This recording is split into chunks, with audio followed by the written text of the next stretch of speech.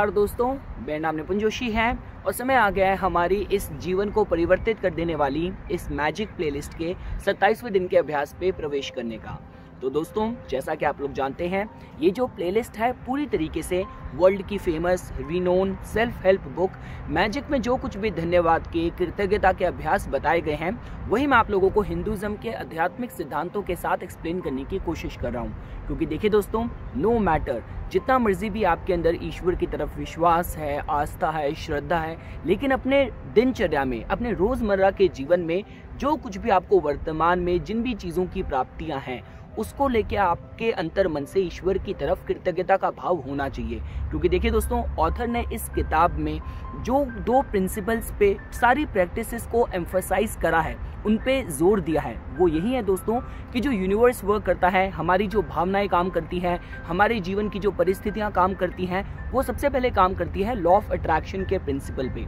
आपको अपने जीवन को, अपने व्यक्तित्व को एक चुंबक बनाना है, एक मैग्नेट बनाना है हैप्पीनेस का, ग्रैटिट्यूड का, ताकि उसी तरीके की आप पॉसिबिलिटीज़, उसी तरीके की जो अपॉर्चुनिटीज़ हैं, आप अपने जीवन में दोस्तों अट्रैक्ट करें। और दूसरा जो प्रिंसिपल है दोस्तों, जिस पे ये किताब काम करती है, वो ये है दोस्तों कि ऑल दोज हु हैव, जिन किसी के पास भी ये कृतज्ञता का भाव है, उनको जीवन में और मिलेगा। और जिन किसी के पास भी अपने इन वर्तमान परिस्थितियों को लेके कृतज्ञता का, धन्यवाद का भाव नहीं है, तो जो कम भी उनके पास है, शायद वो भी उनसे दोस्तों लेना लिया जाए। अब दोस्तों देखिए, मैं ये उम्मीद करता हूँ कि अभी तक देखिए, अब हम लोग, अब आप जैसा कि देख रहे हैं, हम लोग ऑलमोस्ट 27वें दिन के अभ्यास तक पहुंच ही चुके हैं। तो आप लोगों के भीतर भी देखिए, कहीं ना कहीं आपने अगर इन प्रैक्टिसेस को ऑनेस्टली फॉलो करा होगा, तो अभी तक आप लोगों ने अपने जीवन के काफ़ी एरियाज में इस ग्रैटिट्यूड के, धन्यवाद के भाव को अप्लाई करने के बाद आपने अपने जीवन में कहीं ना कहीं परिवर्तन, अपनी इमोशनल स्टेट पे, अपने हैप्पीनेस के स्टेट पे, किस तरीके से आप जीवन को जिस भी नज़रिए से आप देखते हैं, उसमें कहीं ना कहीं दोस्तों आपने थोड़ा सा परिवर्तन,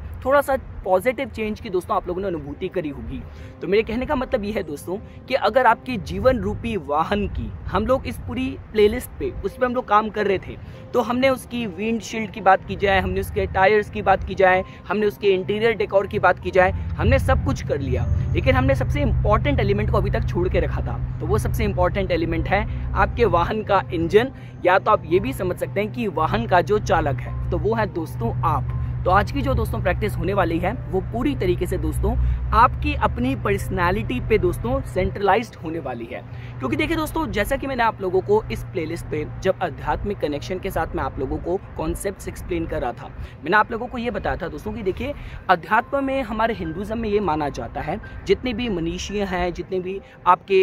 योगी हैं, जो साधु संत ऋषियों ने जो तपस्या से पाया, वो उन्होंने ये पाया कि हर एक पुरुष के भीतर, हर एक व्यक्ति के भीतर तकरीबन 7 किस्म तक के विभिन्न व्यक्तित्व हो सकते हैं। देखिए, आपने देखा होगा काफ़ी बार, साधारणतः एक इंसान का एक जो पर्सनालिटी होती है, जो उसके हाव भाव होते हैं, जो उसका व्यक्तित्व होता है, उसके कुछ गुण होते हैं। लेकिन काफ़ी बार ऐसा होता है कि आवेशपूर्ण स्थिति में, काफ़ी बार आपने लोगों को बोलते सुना होगा कि भाई मैंने अपना आपा खो दिया। तो ये आपा क्या होता है? तो कहने का मतलब ये है दोस्तों कि माना ये जाता है कि एक व्यक्ति के भीतर तकरीबन 7 तक विभिन्न व्यक्तित्व हो सकते हैं। अगर आप अपने ईष्ट को, सबसे इंपॉर्टेंट है दोस्तों कि आपका अपने ईष्ट के साथ एक कनेक्शन होना चाहिए, एक संबंध होना चाहिए, एक प्रेम का संबंध होना चाहिए, जहाँ पे आपको कुछ वरदान नहीं चाहिए, जहाँ पे आपको कुछ शक्तियाँ नहीं चाहिए, कोई आपकी इच्छाएं नहीं है, सिर्फ आप अपने ईष्ट को लेकर ललायित हैं, अपने ईष्ट के साथ आपका एक पर्सनलाइज्ड कनेक्शन है। तो मेरा दोस्तों कहने का मतलब यह है कि एक व्यक्ति के भीतर 7 तक के व्यक्तित्व हो सकते हैं, और अगर आपके भीतर 7 से अधिक व्यक्तित्व हैं, तो 7 से 10 तक के जो व्यक्तित्व हैं, तो या तो आप कोई दैवीय पुरुष हैं, या तो आप राक्षस होंगे। जैसे रावण के भीतर 10 व्यक्तित्व बताए जाते थे। अगर हमें दैवीय एंटिटीज के बारे में समझना हो, तो जैसे भगवान श्री कृष्ण के 16 व्यक्तित्व बताए जाते हैं, भगवान श्री राम के 14 व्यक्तित्व बताए जाते हैं, माँ भगवती के 108 और भगवान शिव के 1008 व्यक्तित्व बताए जाते हैं। तो आप अपने भीतर की दिव्यता को, अपने ईष्ट को पूरी तरीके से समर्पित करके दोस्तों जागृत कर सकते हैं। जैसे कि देखिए दोस्तों, अगर आप मेरे पीछे भी देख रहे होंगे, तो ये एक ही वृक्ष था जिसके पत्तों का जो रंग था पिछले मौसम में कुछ और था, और जैसे जैसे हम लोग फॉल की तरफ, पतझड़ की तरफ जा रहे हैं, इसके जो कलर्स हैं आप इसके चेंज होते हुए पाएंगे। तो उसी तरीके से दोस्तों आपको अपनी पर्सनैलिटी की जो ब्राइट साइड है, वो आपको दोस्तों उजागर करनी है। जो कि ईष्ट कृपा के माध्यम से आपकी भक्ति जब तब उपासना से हो सकती है, जहाँ पे आपके प्रारब्ध के साथ, आपके भाग्य के साथ ईश्वर की कृपा जुड़ जाएगी। और इस प्लेलिस्ट पे जो भी मैं आपको प्रैक्टिसेस बता रहा हूँ, उसके साथ साथ कहीं ना कहीं आप अपने लाइफस्टाइल में जिस तरीके से आपको लोग जीवन में देखते हैं, उस अपनी एंटिटी को, अपनी पहचान को, अपनी आइडेंटिटी को भी दोस्तों आप लोग पॉजिटिव तरीके से ट्रांसफॉर्म कर सकते हैं। देखिए दोस्तों, अध्यात्म पे बात चली है, मैं आप लोगों को एक और हमारे स्क्रिप्चर से एक और स्टोरी बताता हूँ। तो एक बार क्या होता है, भगवान श्री कृष्ण गुरु पूर्णिमा के अवसर पर उनके मन में विचार आता है कि क्यों ना अपनी रानियों को ज्ञान के प्रकाश से एनलाइटन करा जाए। तो वो अपनी रानियों को बोलते हैं, भगवान श्री कृष्ण की 16,008 पत्नियां, रानियां, पटरानियां बताई जाती हैं। तो भगवान श्री कृष्ण अपनी रानियों को बोलते हैं कि आप ऐसा कीजिए, आप ऋषि दुर्वासा के आश्रम पे जाइए, उनकी सेवा सत्कार करके उनसे आशीर्वाद लेके आइए। तो रानियां विभिन्न किस्म के व्यंजन परोस के थालियों में सजा के जब वो ऋषि दुर्वासा के आश्रम पे की तरफ जा रही होती हैं, तो रास्ते में बीच में यमुना नदी आती है और यमुना मैया उस समय पूरे यौवन में होती है, पूरे वेग में होती है। अब उनको समझ नहीं आता कि हम ये नदी को कैसे क्रॉस करें, कैसे पार करें। वो वापस आके भगवान श्री कृष्ण को ये हाल बताती हैं। तो भगवान श्री कृष्ण बोलते हैं, आप ऐसा करना, आप जब दोबारा जाओगे तो यमुना मैया के सामने खड़े होके प्रार्थना करना कि अगर कृष्ण महायति है, अगर कृष्ण ने हमें कभी नहीं छुआ तो हमें रास्ता दे दो। तो पहले तो जो रानियां होती हैं हृदय से मन में हंसती हैं कि ये तो क्या बोल रहे हैं, इस बात का तो कोई बेस ही नहीं है। लेकिन उसके बाद भी वो भगवान की आज्ञा पाके वो जाती हैं, नदी के किनारे होती हैं और जैसे वो ये प्रार्थना करती हैं, यमुना नदी के बीच में से वेग रुक जाता है और रास्ता बन जाता है। वो नदी क्रॉस करती हैं, उनको पार करके ऋषि दुर्वासा के आश्रम में जाती हैं। जितने भी व्यंजन वो परोस के लेके गई होती हैं, ऋषि दुर्वासा के अंदर इतना तेज था, तप का इतना तेज था, वो सारे के सारे व्यंजन को अच्छे से खा लेते हैं, मतलब कुछ भी वहाँ पे नहीं छोड़ते। उसके बाद जब वो जो रानियां होती हैं वो वापस महल को आने के लिए जब चलती हैं रास्ते में, फिर यमुना नदी उनको पूरे यौवन में मिलती है। अब वापस घर कैसे आया जाए, वो वापस जाती हैं ऋषि दुर्वासा जी के पास। ऋषि दुर्वासा जी कहते हैं कि ऐसा करना, यमुना मैया से आप इस बार ये प्रार्थना करना कि अगर दुर्वासा ऋषि महा उपवासी है, महाव्रती है, तो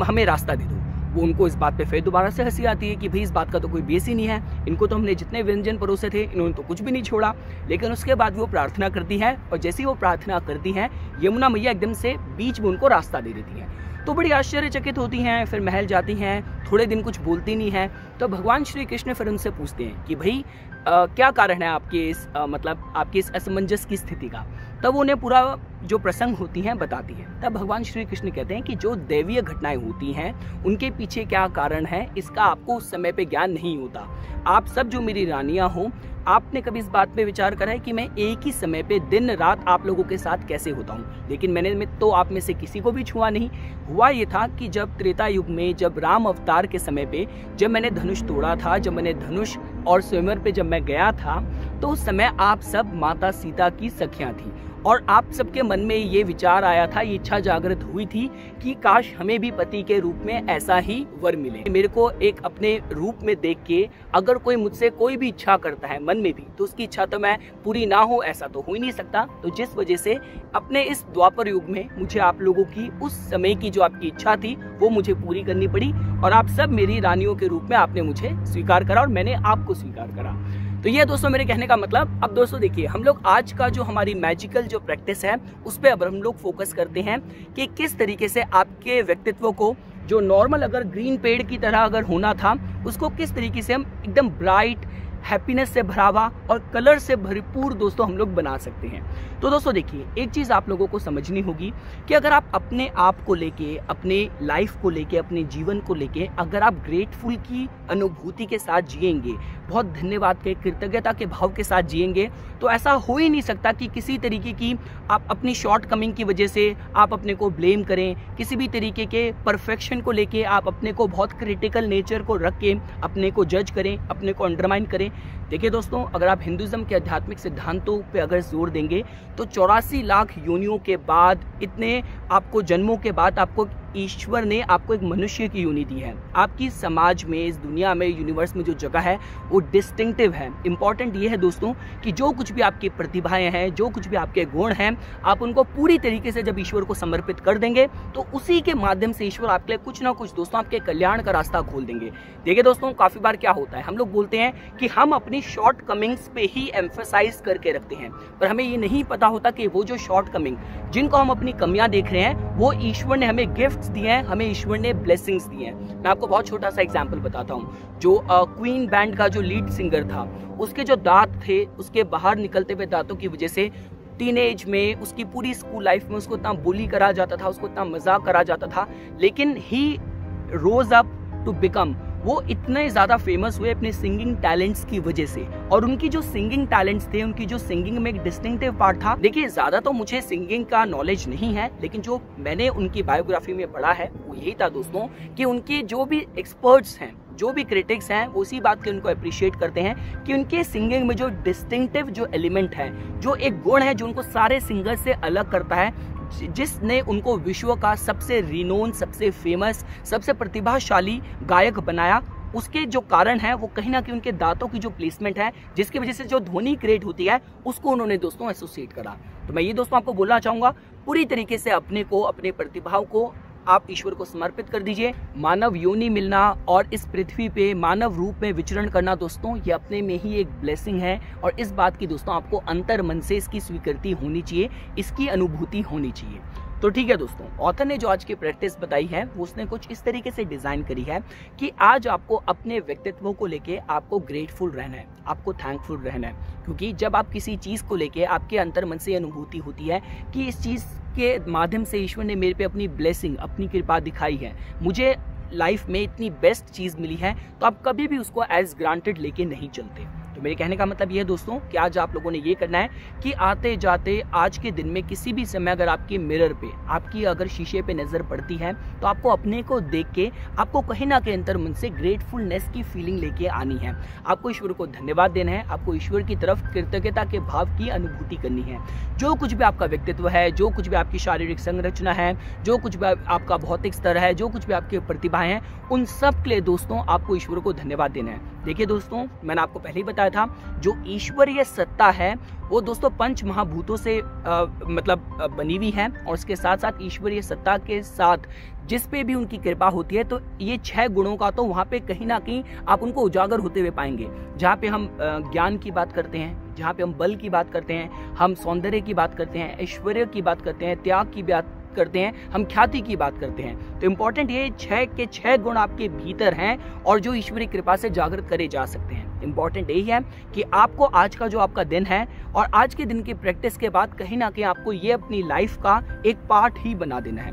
तो आज दोस्तों आप लोगों ने ये करना है कि कम से कम दिन में 3 बार तो आपको, अगर समय आपको मिलेगा, आप किसी भी तरीके से मिरर के सामने आते हैं, कहीं भी अगर अपने आप को देखते हैं, तो आपको अपने व्यक्तित्व के लिए ईश्वर को आपको धन्यवाद देना है। इसके साथ साथ आपकी पर्सनैलिटी की कोई भी 3 क्वालिटीज हो सकती हैं, कोई भी ऐसे 3 गिफ्ट्स हो सकते हैं, 3 ऐसे पर्सनैलिटी ट्रेट्स हो सकते हैं जिनके लिए भी आपको ईश्वर को धन्यवाद देना है कि हे ईश्वर, आपने मुझे बहुत सुंदर रूप दिया, बहुत अच्छा आपने कद दिया, बहुत अच्छी आपने मुझे सिंगिंग टैलेंट्स दिए, बहुत अच्छा आपने मुझे स्पोर्ट्स में बनाया, बहुत अच्छा आपने मुझे कैलकुलेटिव माइंड दिया, आपने मुझे बहुत, मेरी पर्सनालिटी ऐसी बनाई कि मेरे भीतर अंदर से किसी पे विश्वास करना हो, ईश्वरत्व की तरफ विश्वास हो, भक्ति हो। आपने मुझे भक्ति के, आपने मुझे गुण दिए, मुझे आपने ब्लेसिंग्स दी। तो कोई भी आपके व्यक्तित्व के, आपके पर्सनालिटी के जो 3 क्वालिटीज हैं, उनके लिए दोस्तों आप जब भी अपने को आज देखेंगे, आपको ईश्वर को उसके लिए दोस्तों धन्यवाद देना है। तो ठीक है दोस्तों, आज के जो दिन का अभ्यास है मैं आपको उसको समराइज कर देता हूँ। एज यूजुअल एक जो सिंगल प्रैक्टिस है जो कि आप सारे दिनों में फॉलो कर रहे हैं, आपको उसी से अपने दिन की शुरुआत करनी है कि आपको अपने लाइफ के कोई भी ऐसे 10 इंस्टेंसेस हैं, 10 सिचुएशंस, इवेंट्स हैं जो जिसके आप ईश्वर को धन्यवाद देना चाहते हैं। वो कुछ भी हो सकते हैं, वर्तमान परिस्थितियों में भी हो सकते हैं कि आप सुबह उठे, आप स्वस्थ हैं, आप सुबह उठे, आप अपने फाइनेंशियल इंडिपेंडेंस के ईश्वर को धन्यवाद देना चाहते हैं, आपने बहुत मकान, जमीन, जायदाद आपने अर्जित करी ईश्वर की कृपा की वजह से, आप उसके ईश्वर को धन्यवाद देना चाहते हैं, आपको बहुत अच्छी संतान, बहुत अच्छा पारिवारिक सुख मिला है। किसी भी लाइफ के 10 एस्पेक्ट्स के लिए आपको उनको कॉपी में लिखना है, हर एक पॉइंट के साथ उसका रीजन भी देना है कि अगर आप अपनी संतान को लेके आप ईश्वर को धन्यवाद देना चाहते हैं तो कारण क्या है कि आपकी संतान बहुत ओबीडियंट है, बहुत आज्ञाकारी है। अगर आप अपनी प्रतिभाओं के लिए ईश्वर को धन्यवाद देना चाहते हैं तो उन प्रतिभाओं ने आपको समाज में ये पद प्रतिष्ठा दी। ऐसे ही करके दोस्तों आपको एक पॉइंट भी उसका रीजनिंग में एक्सप्लेन करना है। उसके बाद लास्ट में आपको हर एक पॉइंट को पढ़ना है और उसके आखिरी में अंतर्मन से ईश्वर को धन्यवाद धन्यवाद धन्यवाद 3 बार दोस्तों आपको ईश्वर को धन्यवाद देना है। इसके बाद दोस्तों आज की जो प्रैक्टिस है, आज आपको तकरीबन आपको जो मैजिक है मिरर में देखना है। आपके जीवन का जो जादू है वो कहाँ छुपा है? आपके शीशे में छुपा है। तो कहने का मतलब ये है कि आज जब भी आप अपने को शीशे में देखेंगे, आपकी अपने पे नज़र पड़ेगी, आपको ईश्वर को अपने एग्जिस्टेंस के लिए, जो कुछ भी आपकी पर्सनैलिटी है, आपके टैलेंट्स हैं, जहाँ भी आप जीवन में हैं, हर अपनी लाइफ के एस्पेक्ट के लिए, अपनी पहचान के लिए आज आपको ईश्वर को धन्यवाद देना है। और बेटर दोस्तों ये हो सकता है कि आपकी पर्सनैलिटी के वो 3 कौन से ऐसे एस्पेक्ट हैं, कौन से ऐसे गुण हैं जिसके लिए भी आप ईश्वर को धन्यवाद देना चाहते हैं। आप उनको दोस्तों लिख भी सकते हैं एज ए पार्ट ऑफ आज की प्रैक्टिस। और लास्ट दोस्तों, रात्रि को सोने जाने से पहले आप लोगों को आभार पत्थर को अपने हाथ में लेना है और आज के दिन की जो भी सबसे अच्छा इवेंट हुआ है, सबसे अच्छी जो घटना हुई है, उसके लिए ईश्वर को अंतर मन से दोस्तों आप लोगों को धन्यवाद देना है। तो ये कुछ बातें थी दोस्तों जो आज मैं इस मैजिक प्लेलिस्ट के अगले एपिसोड पे, अगले दिन के अभ्यास के विषय पे आप लोगों के सामने प्रस्तुत करना चाहता था। इसी तरीके की वीडियोस की समय समय पे अपडेट प्राप्त करने के लिए कृपया करके मेरा YouTube चैनल सब्सक्राइब कीजिए और मेरा Facebook पेज लाइक कीजिए।